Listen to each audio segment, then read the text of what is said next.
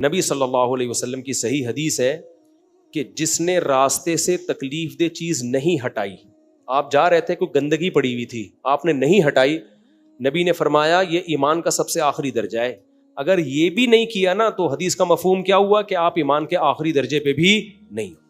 کوئی کانٹا پڑا ہوا ہے، کوئی گٹر کا ڈھکن کھلا ہوا ہے، آپ رکھ نہیں رہے، کوئی گندگی پڑی ہوئی ہے، گوبر شوبر پڑا ہوا ہے، آپ ہٹا سکتے ہو لیکن آپ نہیں، یہی لوگوں کے پاؤں آتے رہے اس کے اندر، بدبو آتی رہے، اتنا بھی اگر آپ نے نہیں کیا تو حدیث کے مطابق ایمان کا آخری درجہ یعنی انسانیت کی انتہا ہے، پھر یہ آخری درجے پہ بھی نہیں ہو۔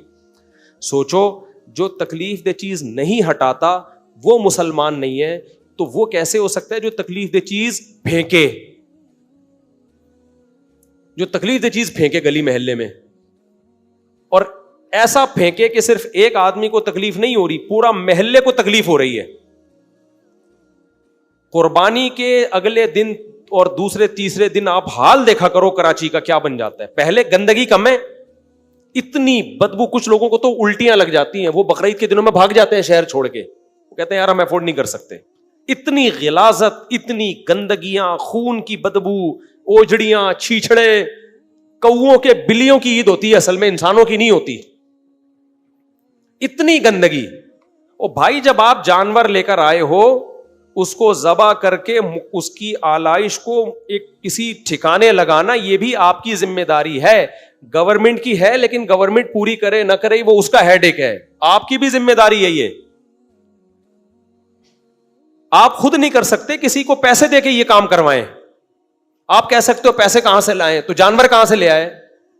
وہ کیا کسی نے زکات میں دیا ہے آپ کو؟ قربانی غریبوں پہ لازم نہیں ہے، مالداروں پہ لازم ہے۔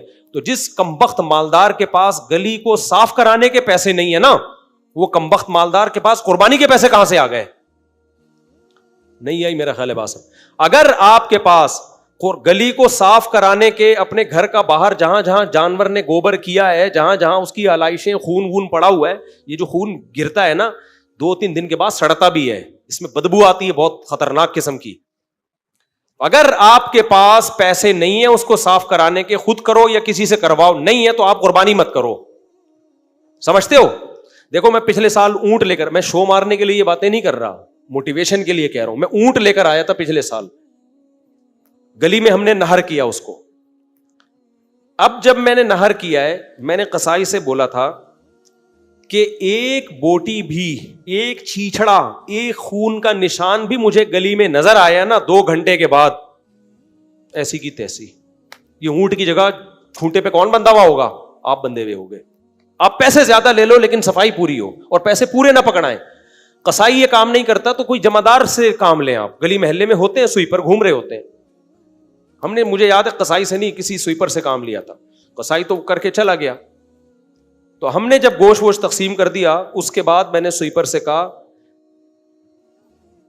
ٹائم بتا کتنا ٹائم لے گا، کیونکہ سویپر کیا کرتے ہیں، کچھ پڑا ہوا ہے کچھ نہیں پڑا ہوا، سر وہ میں کل آ کے کر دوں گا، پرسوں آ کے کر، جو ٹائم باؤنڈ کام نہیں ہوتا نا وہ کبھی بھی نہیں ہوتا۔ اس سے ہم نے مضبوط ایگریمنٹ لیا، میں نے کہا تیرے 1500 بنتے ہیں، میں تجھے 3000 روپے دوں گا۔ جب آپ اتنا بڑا اونٹ لے کر آئے ہو تو آپ پیسے بھی تو دے سکتے ہو نا۔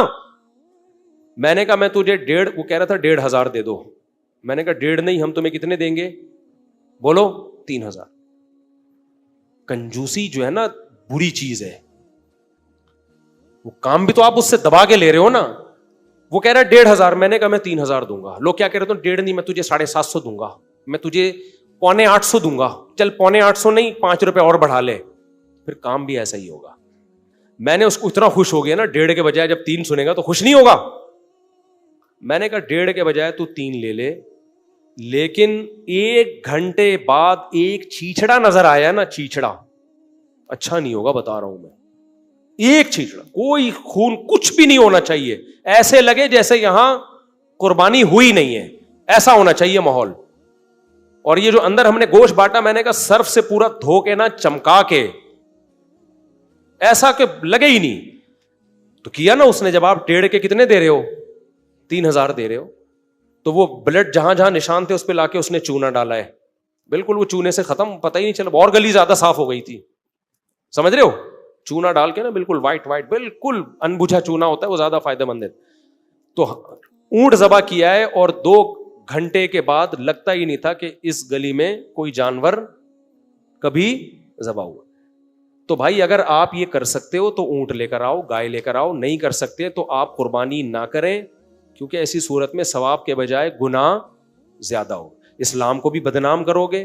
کوئی گورا آ جائے ہمارے ملک میں بقرعید کے تیسرے دن اور اوجڑیاں اور چیچڑے اور غلاظتیں اور کھوپڑیوں میں گھسے ہوئے کیڑے, جو نہیں جانوروں کی کھوپڑیاں کچرا کنڈی پہ پڑی ہوئی ہوتی ہیں, اس میں کیڑے اور مطاف مکھیاں, وہ کہے گا یار یہ تمہارے باپ ابراہیم کی سنت ہے جو تم کہتے ہو ہمارے باپ ابراہیم علیہ السلام کی, یہ گندگی ہے تمہارے مذہب میں, تم ویسے تقریریں کرتے پھر تو کہ صفائی نصف ایمان ہے. تو گورنمنٹ بھی کبھی کی بھی ذمہ داری ہے, وہ پوری کرے نہ کرے, یہ میری اور آپ کی ذمہ داری ہے کہ ہم نے جب جانور کرنا ہے تو اس کو نام و نشان وہاں سے ختم کرنا ہے. سمجھتے ہو, یہ ہر شخص جب یہ اہتمام کرے گا تو گندگی نہیں ہوگی. تو باقی گورنمنٹ کو چاہیے کہ بھائی لوگوں کو کچھ ٹھیکہ دے دے, گڑھے کھدوا دیں میدانوں میں, تاکہ یہ اوجڑی آلائشیں ان میں دفن کریں, تو یہ زمین بڑی زرخیز ہو جائے گی. میں آپ کو بتاؤں, گورے کے پاس یہ پیکج ہوتا ہے نا قربانیوں کا, تو آپ دیکھتے وہ اپنی زمینوں کو کتنا زرخیز کر لیتی. جو اوجڑی ہے نا, یہ زمین کے لیے انتہائی بہترین کھاد ہے. یہ اگر ہم اس اوجڑی کو زمینوں میں دفن کرنا شروع کر دیں, یہ اتنی زبردست کھاد ہے, یہ گوبر سے اچھی کھاد ہے یہ, لیکن وہ سب ضائع ہوتا ہے. کسی چیز کو ٹھکانے, چائنا میں آپ ایک بوتل پھینکے نا پانی کی, فوراً کوئی اٹھا کے ریسائکل کے لیے لے جائے گا اس کو. وہ بوتلوں کی قدر کر رہے ہیں, حالانکہ ارب پتی ملک ہے وہ, اور ہم غریب ملک ہیں. ہم اوجڑیوں کو ٹھکانے نہیں لگا رہے جس سے ہم اپنی زمین کو کس قدر زرخیز بنا سکتے ہیں. پھر ان کی اس سے دوائیاں بنتی ہیں, اوجڑی کی جو کھال ہے اس سے میڈیسن بنتی ہے. پہلے تو بکتی تھی یہ اوجڑیاں.